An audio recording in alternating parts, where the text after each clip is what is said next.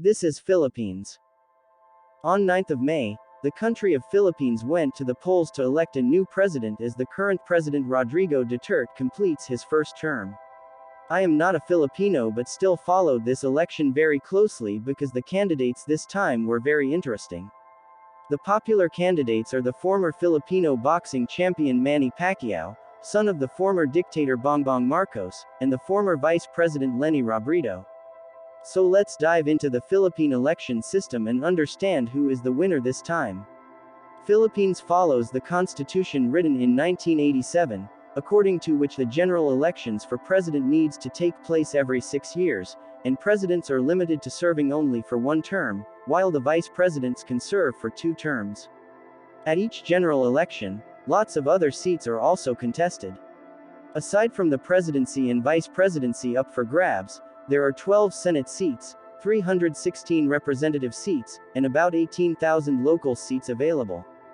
The presidency and vice presidency elections are carried out using the first past the post system, which means that whoever gets the most votes in the first round wins. The last general election was held in 2016, which was clearly won by Rodrigo Duterte, a strongman as seen in the Philippines. Duterte's election manifesto included cracking down on the illegal drug trade and investing in Filipino infrastructure. We have already made a video on the economy of the Philippines, which is also the most celebrated video that we ever made.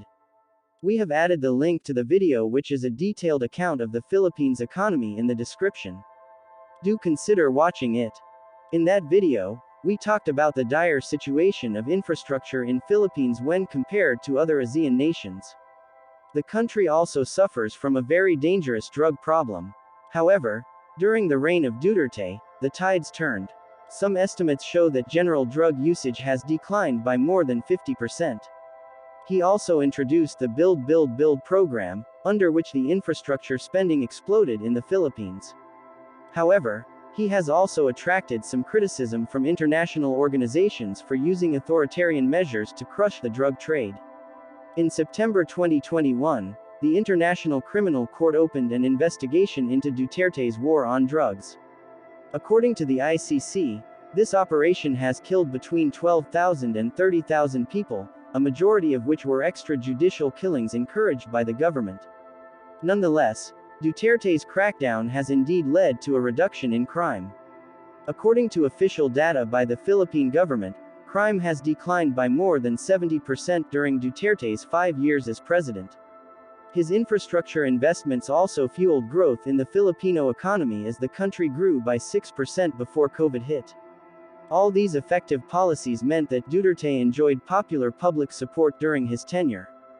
His approval rating never fell below 70%, and his average approval rating has been higher than any other Filipino president before him. This is why many people wanted his daughter Sara to contest the elections for president this time. They hoped that Sara would continue the effective policies introduced by her father, and eventually Duterte would have a central role in his daughter's presidency. Sara could have easily won the majority of the votes riding on her father's popularity.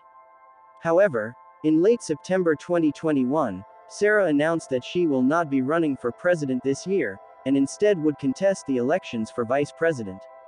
This left a huge vacuum as people wanted to see her as the president. As a result, the support turned towards Bongbong Marcos, the son of a former dictator.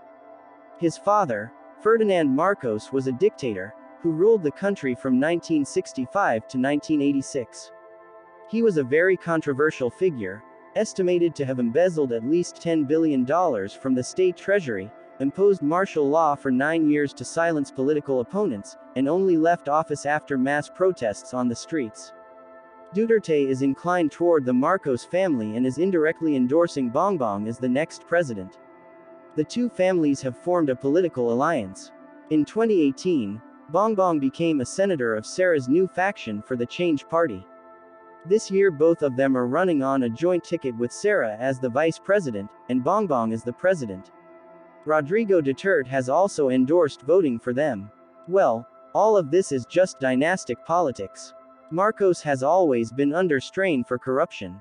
Last month, the Filipino Tax Authority ruled that Bongbong owed almost $4 billion in taxes. The main opponent to them is Leni Robredo, a human rights lawyer who is also the current vice president. She has been a vocal critic of Duterte's war on drugs and is running on an anti-corruption campaign promising an end to the Philippines' reliance on political dynasties. Dynasties are a big issue in Philippines.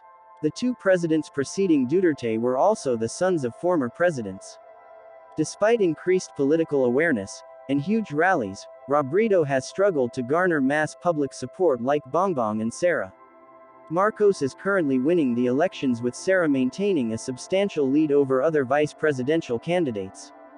Here I should mention that by the time I am recording this video, election results are not final and no candidate has been announced as the winner. However, the outcome is already very visible. Marcos and Sara are clearly the winners. So let's discuss what their win means for the Philippines. Well, due to their close links to Duterte, you can expect the continuation of some of the economic policies. Rest remains to be seen. I hope that you enjoyed watching this video on the Philippine elections. What do you all think? Will the Junior Marcos live up to the reputation of his predecessor Rodrigo Duterte? I want every viewer to answer this question in the comments section below. If your answers are good enough, then I will reply to them as well. Do leave a like if you enjoyed watching this video. Comment down your video suggestions, and check the links in the description. Follow our Twitter account to engage in healthy discussions with us. Subscribe to stay updated, and share our videos. Till then, goodbye.